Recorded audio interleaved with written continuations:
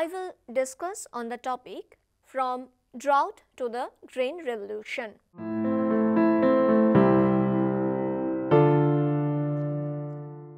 The phenomenon of the grain revolution is identified with India's being catapulted from a food-short country with a begging bowl image to one which was self-sufficient and which became over time even surplus in food. The change follows the major technological reforms that occurred in Indian agriculture, particularly since the mid-60s. There has been much debate on the timing and the political and economic factors behind the ushering in of the new agricultural strategy which led to the Green Revolution. We see that the view that in Nehruvian era or Nehru years, that is from independence till his death in 1964, Indian agriculture was neglected or that the focus was only on institutional reforms and not on the technological base for agriculture has increasingly been abandoned. However, simultaneously with the efforts at institutional reforms, Nehru from the very beginning placed great emphasis on creating the physical and scientific infrastructure necessary for modern agriculture. Even the new agricultural strategy of picking out select areas with certain natural advantages for intensive development with a package program or the intensive agricultural districts program, that is IADP, was launched in 15 districts, one for each state, on an experimental basis during the third plan in Nehru's lifetime, a practice which was to be generalized on a large scale a few years later. Despite the very creditable growth of agricultural output between 1949 and 1965 of about 3% per annum, India was facing food shortages since the mid-50s, especially in the mid-60s.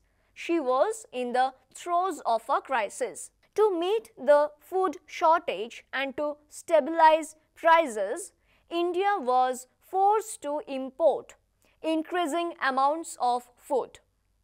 The alternative was to go on in for large-scale forced procurements from the countryside at huge human cost. A path which was unacceptable for India but was adopted by other countries like Russia and China, which did not have democracy as a safeguard. The controversial agreements made by India to import food from the US under the PL 480 scheme in 1956. Nearly 3 million tons of food grains were imported under this scheme in the very first year, and the volume of imports kept rising thereafter, reaching more than and a half million tons in 1963. In this situation came the two wars, one with China in 1962 and one with Pakistan in 1965, and two successive drought years in 1965 and 1966. To fall in agricultural output by 17% and food output by 20%. India was forced to import more than 10 million tons of food grains in 1966. It is in this moment of crisis, with famine conditions emerging in various parts of the country, especially in Bihar and Uttar Pradesh, that US threatened to renege on commitments of food exports to India.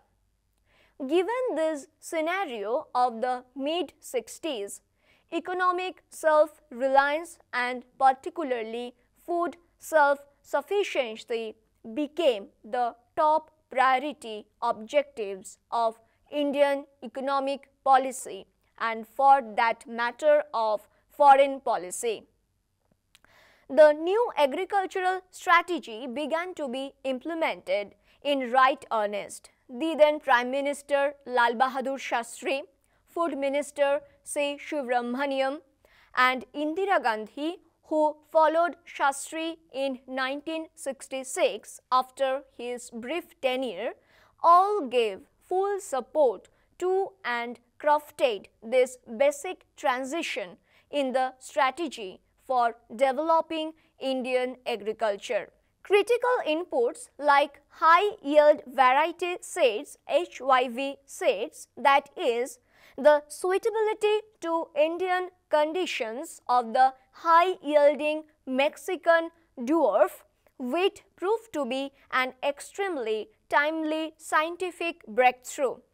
Chemical fertilizers, pesticides, agricultural machinery including tractors, pump sets, etc., soil testing facilities, agricultural education programs and institutional credit were concentrated on areas which had assured irrigation and other natural and institutional advantages. Government investment in agriculture rose significantly. Institutional finance made available to agriculture doubled between 1968 to 1973. Now, the question is that what was the major impact of the Green Revolution strategy on Indian economy? I have already discussed in which context Green Revolution was started. Now, I will focus on the impact of the Green Revolution.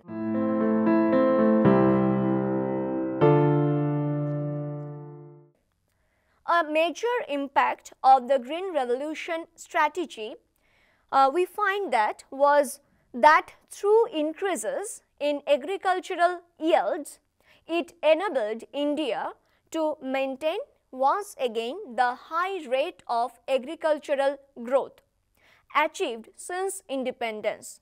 It must be recognized that apart from the maintaining of the agricultural growth rates, the critical impact of the Green Revolution was that it generated a rapid increase in the marketable surplus of food grains. It was the marketed surpluses as a result of the Green Revolution which enabled internal procurement of food by the government and the building up of large food stocks. The food requirements generated by a strategy of rapid industrial development, the rapidly growing urban and general population and the periodically food deficit areas could now be met internally. The liberation from dependence on PL 480 scheme or other imports for the above was a major step in the direction of self-reliant, independent development for India. One persistent argument had been that by concentrating resources on the regions that already had certain advantages, the Green Revolution strategy was further accentuating regional inequality. The research of scholars like G. S. Valla showed that Instead of promoting further inequality, the Green Revolution has over time actually spread to large parts of the country, bringing prosperity to these regions. In the early stages of the Green Revolution, particularly the early 70s, a considerable opinion emerged that the Green Revolution was leading to class polarization in the countryside. The Green Revolution will lead to the Red Revolution was the catchy slogan doing the rounds in some circles in the late 60s and early 70s. Shortly after the strategy was fully on course, a concerted effort was made once again as part of the Garibi Hatao campaign of Indira Gandhi in the late 60s and 70s to reach the rural poor, small farmers and the landless. A series of programs such as the Rural Works Program, Small Farmers Development Agency, Marginal Farmers and Agricultural Labourers Scheme, Crash Scheme for Rural Employment, the Employment Guarantee Scheme in Maharashtra were launched. The Small Farmers Development Agency and Marginal Farmers and Agricultural Labourers Scheme, for example, identified more than 1 million small farmers and over 500,000 marginal farmers who were given short, medium and long-term loans. Millions of poor farmers also benefited from the massive increase in institutional credit made available to agriculture through cooperative societies, land development banks, nationalized commercial banks, agricultural refines, etc., with a special effort which was considerably successful to see that the credit reached the poorer sections as well. The Green Revolution, far from pushing the small farmer into the ranks of the landless, actually enabled him to survive. With the adoption of the new technology, improved seeds and other agricultural inputs, the small farmer became relatively more viable and did not have to sell out to the large farmer in distress. Now, the question is that how did the strategy of Green Revolution relate to the employment issue in India during 1960s? So, I have already discussed about the impact of Green Revolution on Indian economy. Now, I will try to focus on the employment issue and the Green Revolution.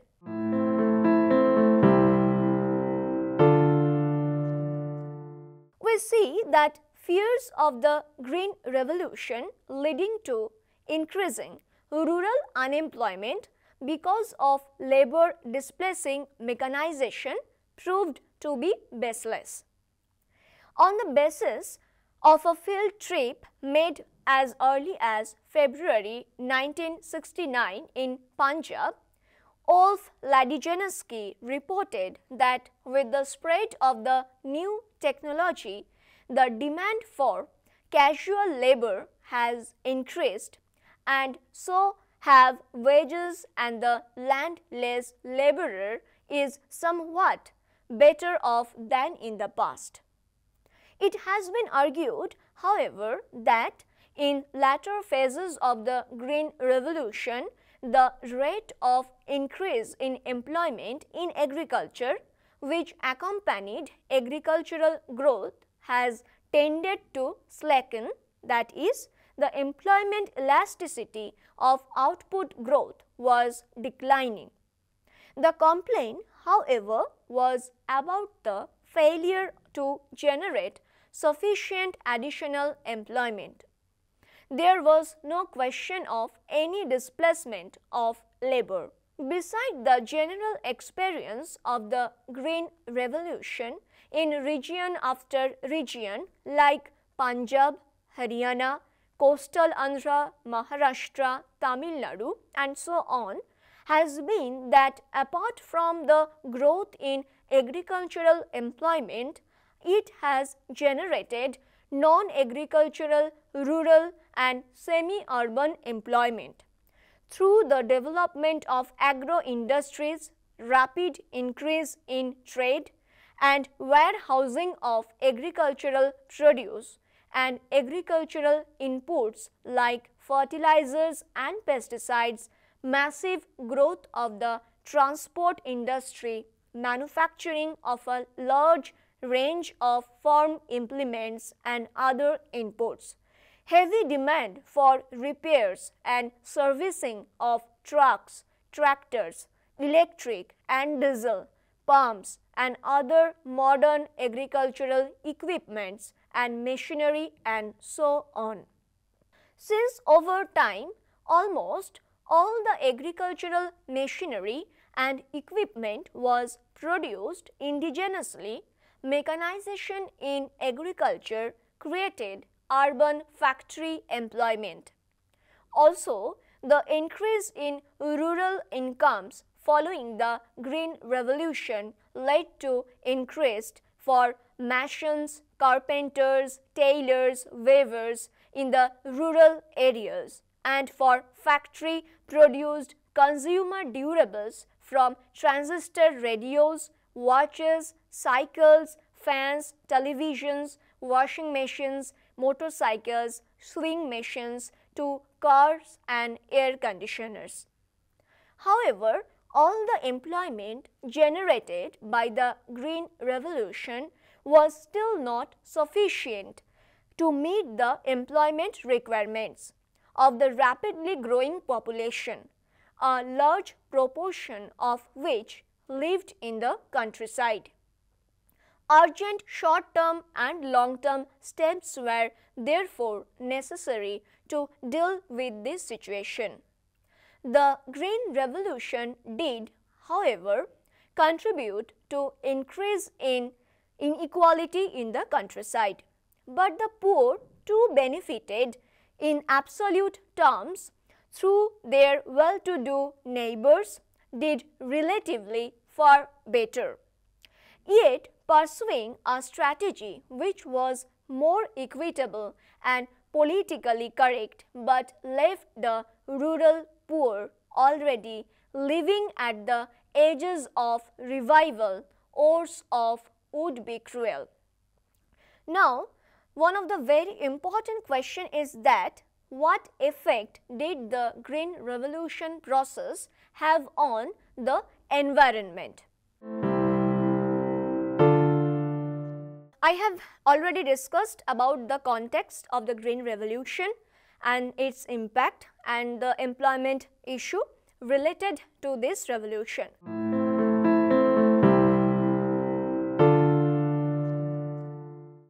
Now, we may say in summary, then the Green Revolution had a major impact on rural poverty levels through its impact on food availability, decline in relative prices of food, generating of agriculture and non-agriculture employment, rise in wages and so on. The link between the spread of agricultural growth or the Green Revolution in an area and the fall in the numbers of the rural population living below the poverty line in that area is now widely accepted and can be seen to be operating in a large and growing part of the country.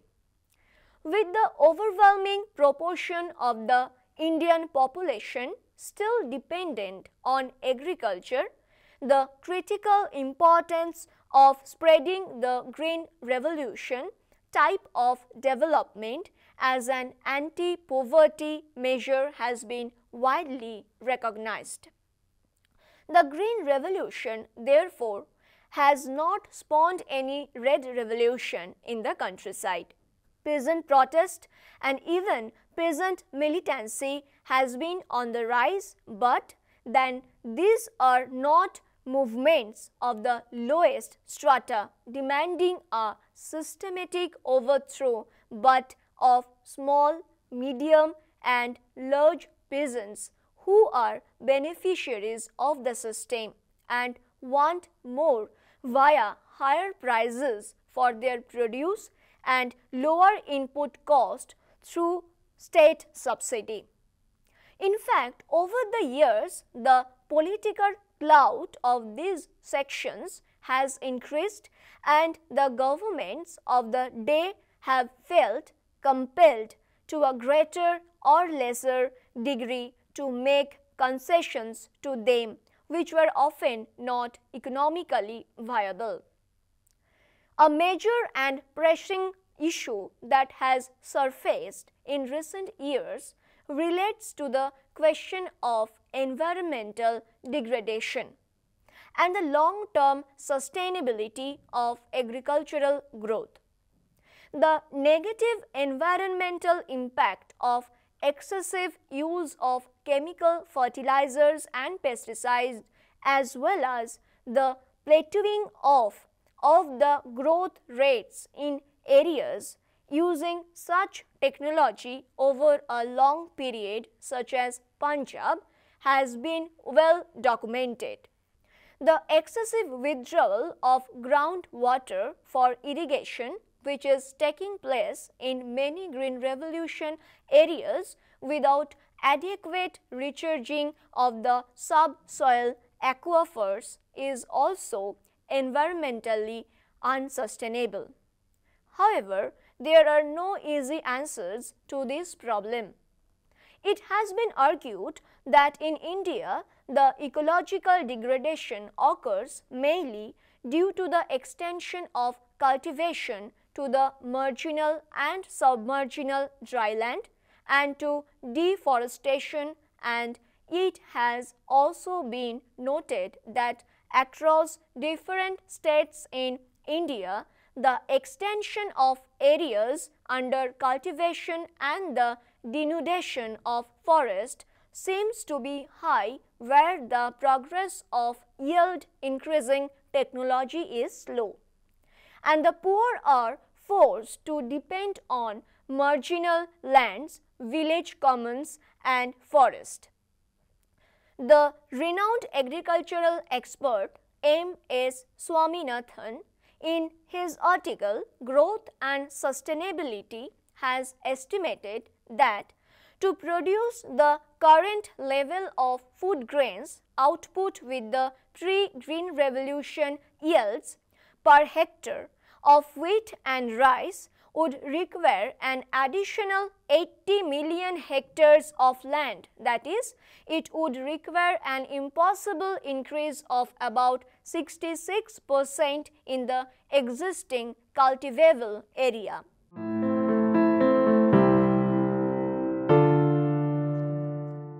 Given this situation, any blind opposition to agricultural growth with the existing modern technology would be unsustainable and counterproductive.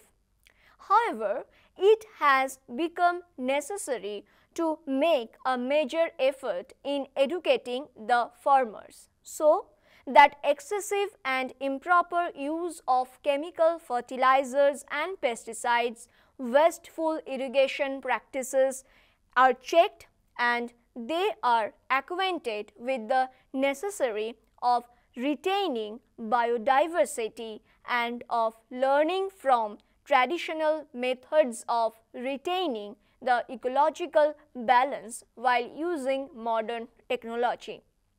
Partly, the answer lies in the direction of further scientific breakthroughs, particularly in the area of biotechnology.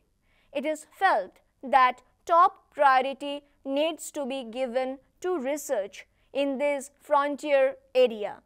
If India is to achieve sustainable growth with self-reliance in the emerging world context today, as she has been able to do in the past with the Green Revolution technology. Thank you.